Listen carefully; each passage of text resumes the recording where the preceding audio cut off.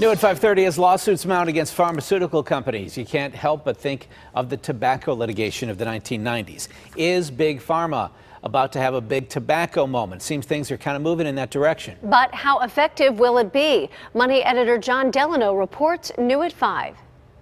If the lawsuit against pharmaceutical companies sounds familiar, think tobacco. There are a number of states that are hiring lawyers. This is similar to the tobacco litigation. Lawsuits against big tobacco could be the precedent for suing and settling with opioid manufacturing pharmaceutical companies. Are opioids addictive?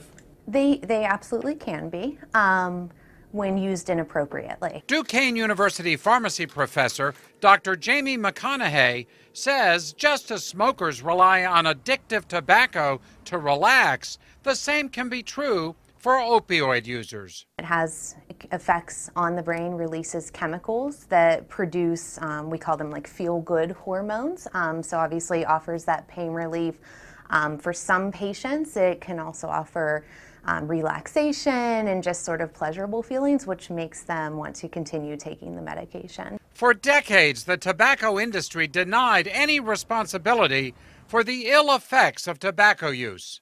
That changed 20 years ago when Big Tobacco, after being sued by state attorneys general, cut a deal that protected them against future lawsuits in exchange for large payments to the states, a restriction on advertising, and funding anti-smoking campaigns.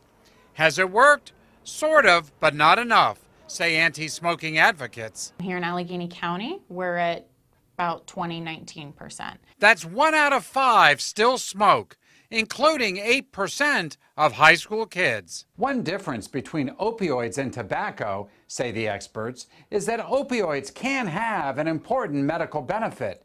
Not so with tobacco. An opioid can be medically beneficial, whereas a cigarette is not medically beneficial. And that could help the pharmaceuticals avoid a tobacco-like settlement. John Delano, KDKA-TV News.